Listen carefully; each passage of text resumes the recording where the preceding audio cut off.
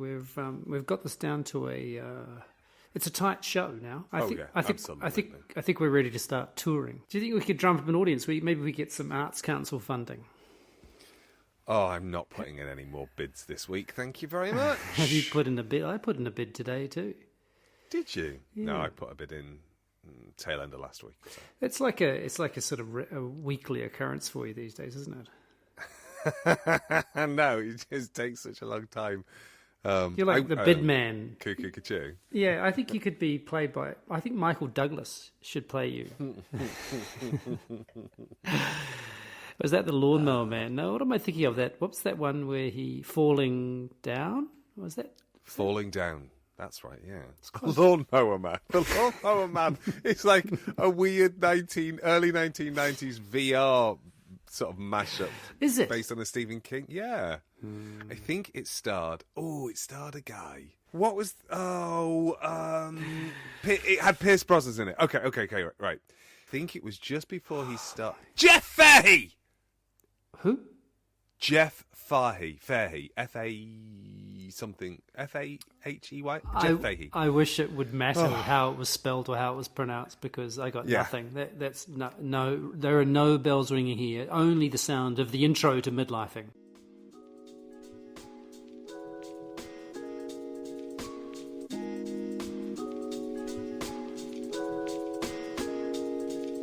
This is a podcast in which two friends talk about the pleasures, absurdities, and imperfections of being human. I'm Simon Ellis. And I'm Lee Miller. Welcome to Midlifing.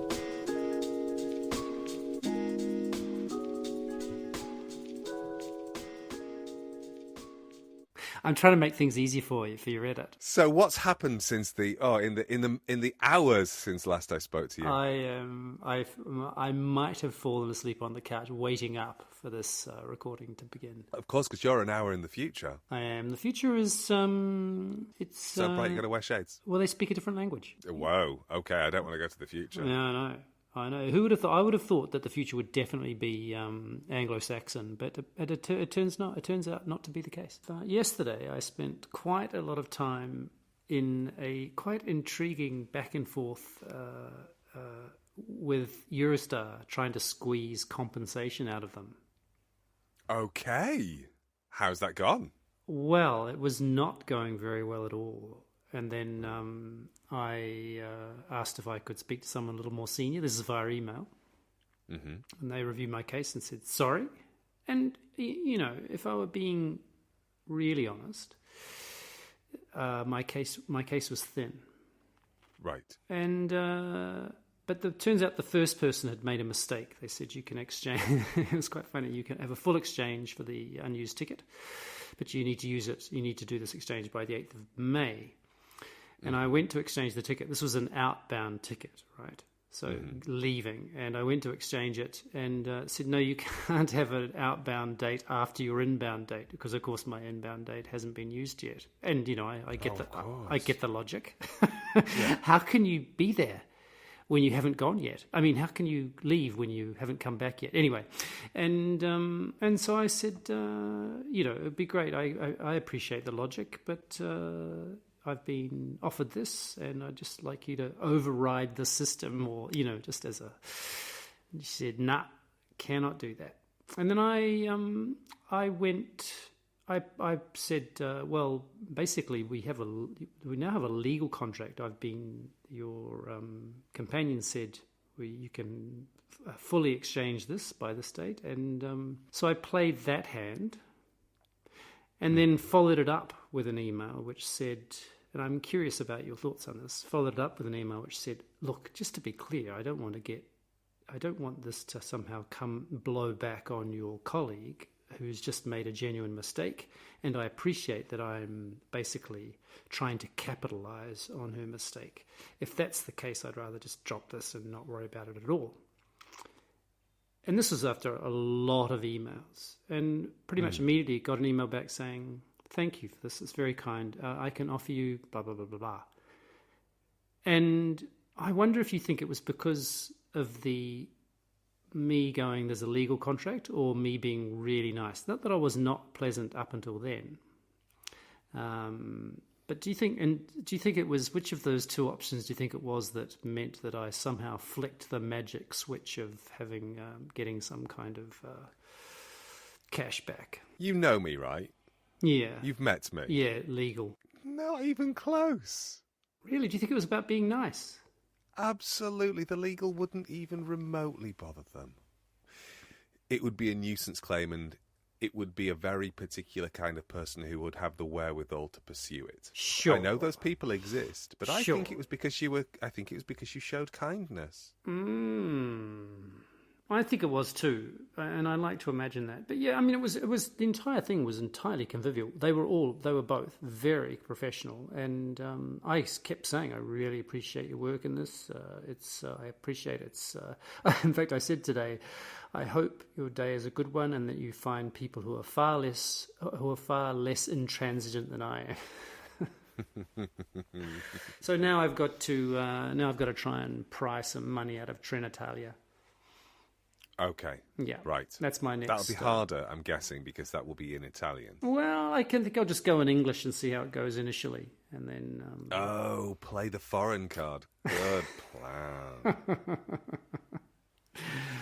But yeah, things are all right. I'm settling in. Tomorrow things start getting normal. Oh, that's nice. I like normal. Yeah. Yeah. I'm excited about normal. We're actually. I know I've always thought of you as being excited about normal. Mm-hmm. That's me. Next to normal. I do have something to. Well, I have a little bit of. Just do it. Just actually, do it. Yeah. Okay. One of the things that happened, which I want to ask you about, it's a little bit. I don't quite know how to begin the conversation because it's a little bit. Do you remember I examined a PhD student of yours? And yes. And we won't speak of it, but yes, I do remember. Well, we have to speak of it enough in order to be able to have this conversation. Okay. Or can we speak of it enough? Because I think we can speak in the broadest and most general terms. Okay, because I don't know how it came up in the domain. Conversation with some friends, but it came up. I slipped it into the conversation somehow, and they both said they were both, I reckon, shocked. Yeah. The world of performance art is quite shocking, I think, to people who are not in it. Yes. And you don't have to be very far away from it to still be shocked by it. I think dancers can be shocked by it. I think theatre makers can be shocked by it. Yes, I think that's true. And they said, and so you're going to have to help, because they said they thought that this work would never be allowed to be made now, post Me Too, and the kinds of questions about consent and things like that. Well, it was interesting. The work was made by an adult, and by this I mean somebody who was probably into his late 30s by this point. Male, cisgendered, heterosexual, occupying a position of power in his academic role. So I think he was a program leader at the point at which he was working on his PhD, and his PhD was asking questions about toxic masculinity. So I think that while the headline of his practice, which actually isn't fair because it's not really the headline of his practice, and I realise we haven't It's what the headline would. It's what the headline would. Yeah, it's what the headline would be, which is effectively. I'm going to frame it in the most opaque of narratives, which is to say that it required a level of intimacy between the performer and the audience that is not normal in daily practice, but most significantly, the intimacy was one-sided, and it was couched through a series of, are you okay with this? And if you're not okay with this, don't worry, because this is another strategy. So there was always the right to refuse. So yes, when you say it's not normal, I mean, it's pretty extreme. It's pretty out there. It's pretty out there to be asked, or not to be asked, but to be invited to. Yeah. Yeah. And we are dancing around here, but I think it's okay to say that as part of a performance, as the audience member, so this is one-on-one, right? Mm-hmm. I was invited to and then guided through giving the performer an enema. Yeah, there we go. I think that's a fair and accurate representation of an element of the performance, which, as we say, would be the headline if we were writing for the Daily Mail, or perhaps the BBC, according to recent reports in The Guardian. So your friends were shocked? Yes, and I kept on saying, because one of the things that struck me about the whole, and so their sort of sense was that because the climate has changed so much, that it would be less likely to even happen.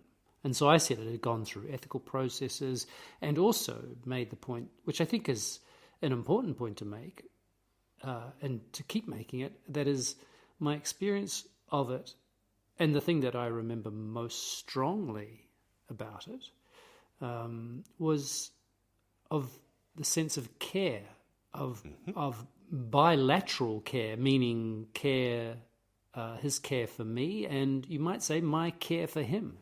And so it was above all those things and all the, you might say, the perception of ickiness, which I never really felt that, but was an extraordinary sense of vulnerability and care in it.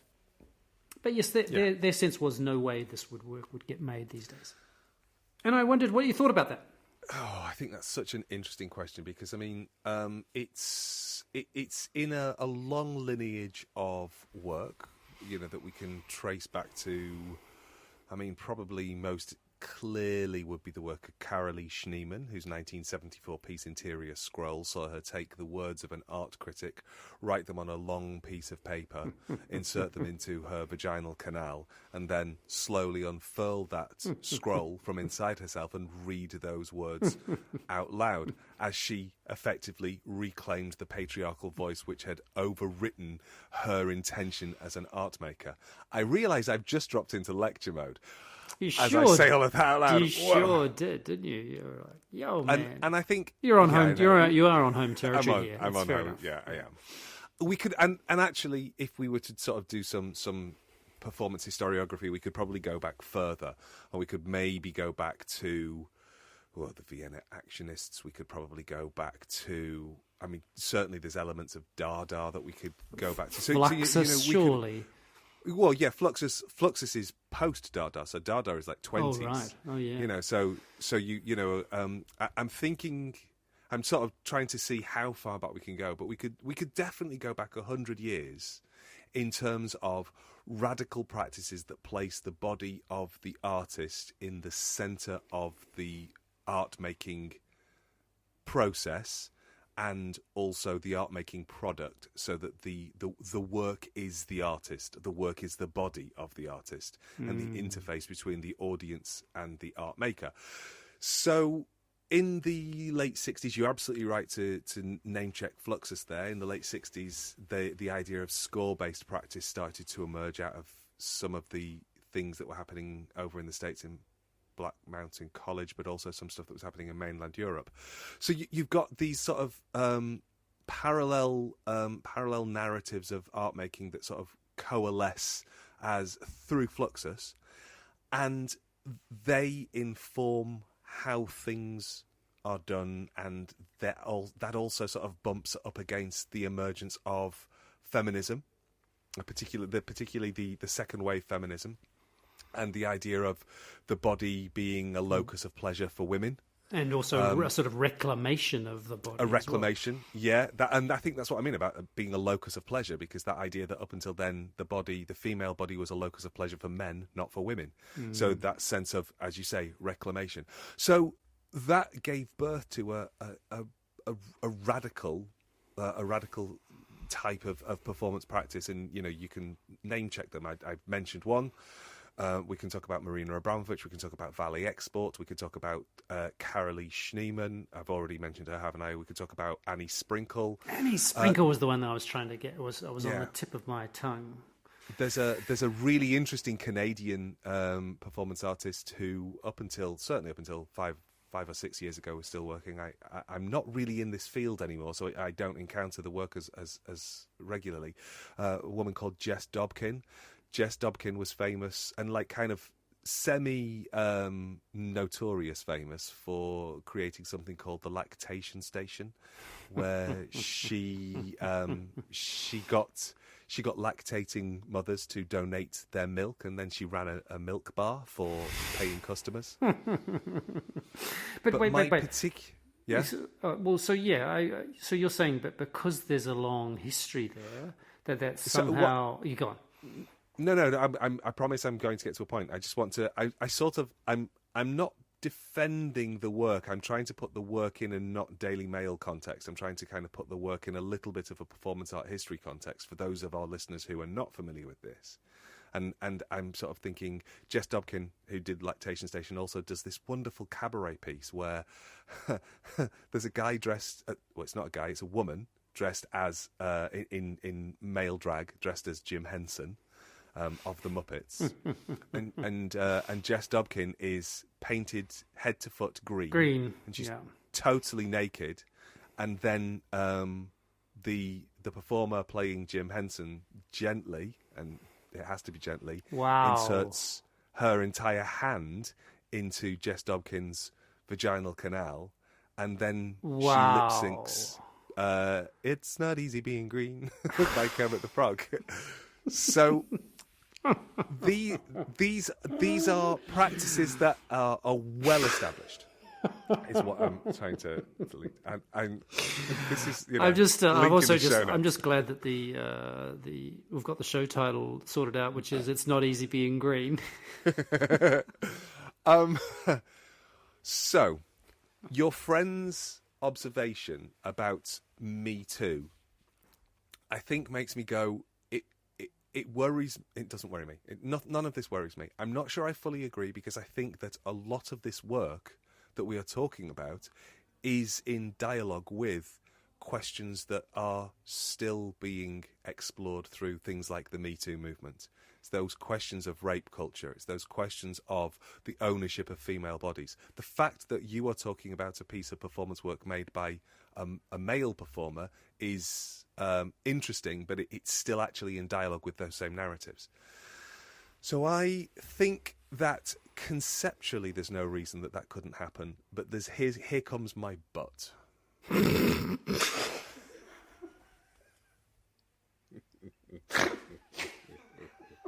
I'm so sorry.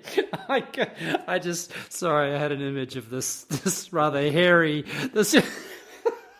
You haven't seen my bot. Well, I mean, you're not wrong. It was just a guess.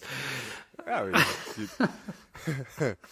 have been moments where Bob has crept up behind me and said, "Are you wearing underpants?" Oh no, it's just your furry bottom. Okay. So anyway, here comes your butt.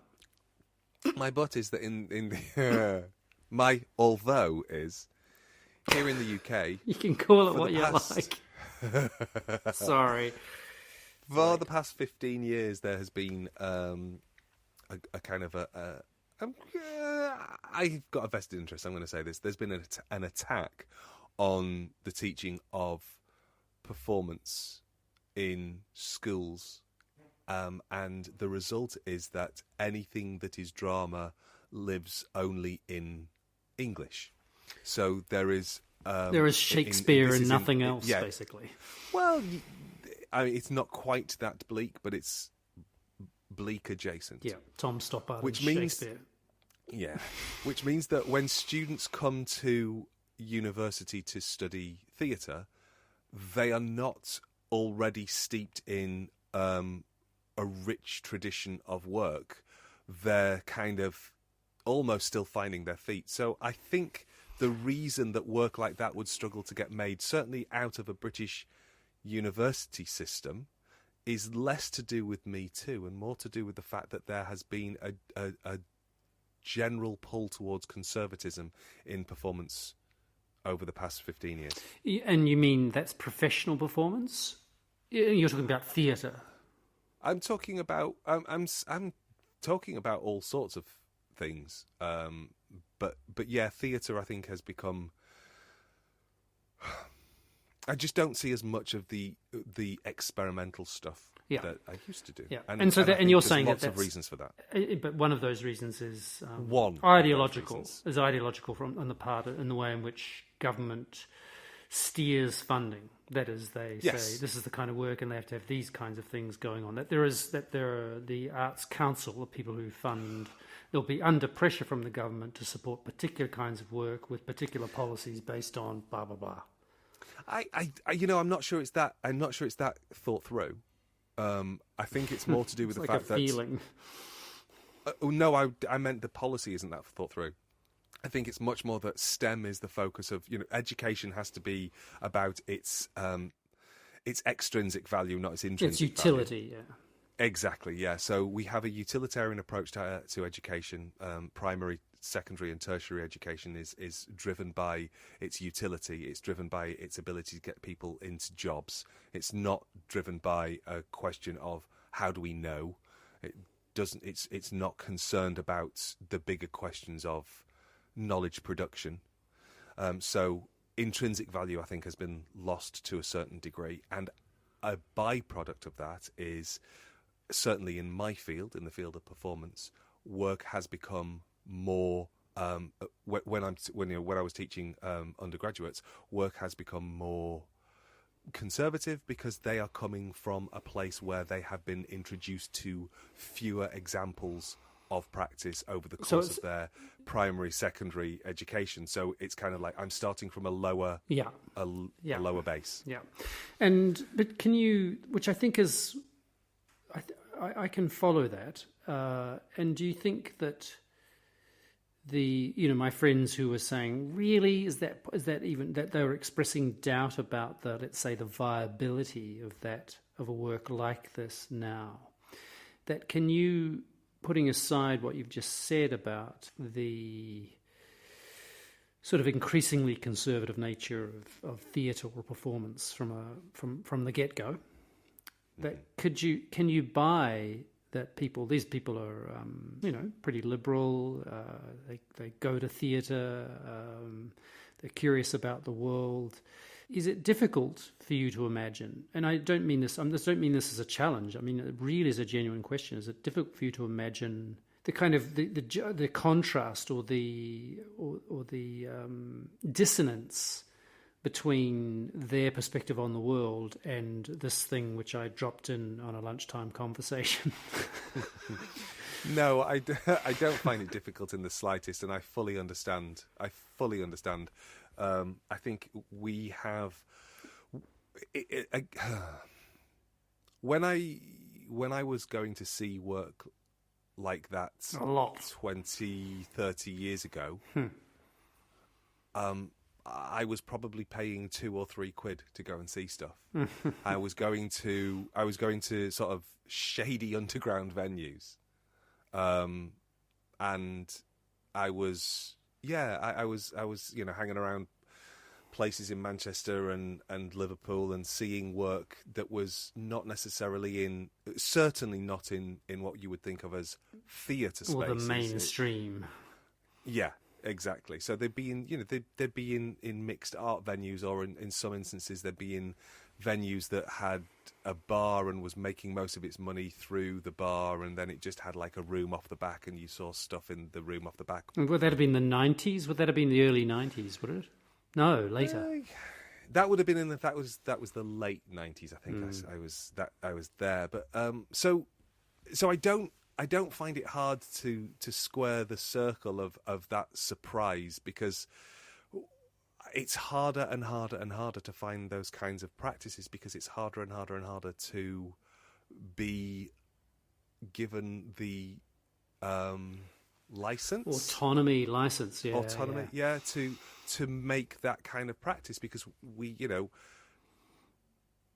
it's so caught up with property prices Yeah, and things like and that. the institutionalization of the art market, you might say. Even it's certainly at performance art, but also in dance as well. There's the sort of sense that the way in which venues are under enormous pressure to bring in a certain number of people, so the possibilities of them experimenting, etc. So what your argument here is that there's this sort of dilution of experimentalism, that something has changed radically in the last 20 plus years. That means that what is experimental now is what would not necessarily be considered experimental 20, 30 years ago. Is that the sort of the upshot of that? I think it's that the experimentation still exists, but the experimentation has been pushed further and further and further to the fringes. So if I want to go, there's a queer club night in Lisbon that I'm interested in going to, but I'm also because of the kind of practices that are being generated out of that. And because I say it's a club night and it makes it sound like you go and dance, there's all sorts of practitioners making work there. But I'm also aware that I'm a 49-year-old white-bearded straight guy. It's a difficult world for me to step into without making it uncomfortable for the people who should genuinely feel safe and like that this is their space. So I think things have just been pushed to, maybe pushed is the wrong word, because I think it was always marginalia. I think that the margins are occupied by, I don't know. I was going to say occupied by different people, but I don't know if that's the case or if it's just I've gotten older, so I don't encounter it as much. But it feels like it feels like the shape of the margins has changed. Yeah, I don't bump up against the margins in quite the way that I used to.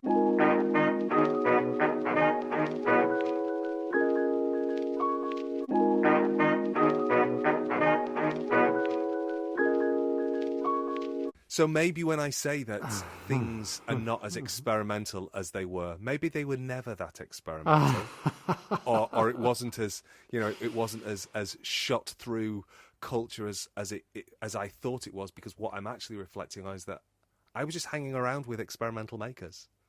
Yeah. And so I'm talking about it was the air you were breathing. Yeah, and so maybe those kinds of practices were hugely radical and right on the edge then, and remain so, but I'm just a lot closer to the centre now, so I can't see them. It's very curious. It's I mean, we're sort of rounding towards the end of this conversation, but I mean, one of the things that's weird about dance is that it's so predicated on young bodies. Like it makes its hay via young bodies. So there's a very clear, mostly gentle pushing to the side as your body ceases to be young, and there's something, of course, incredibly sad about that. But I was thinking of more of, and so it's a little bit similar, but perhaps not as bad as if you were a pop star or a rock star, where it's all about what you have to say when you're between the ages of, well, more or less 20 to, or maybe 18 to 28. And what it must be like to be a 54-year-old former rock star, still trying to do the things and say the things and make the kinds of sounds and fill the same kinds of stadiums. That must be, it's very hard for me to fathom what that transition must be like for people whose identities and livelihoods are predicated on being young.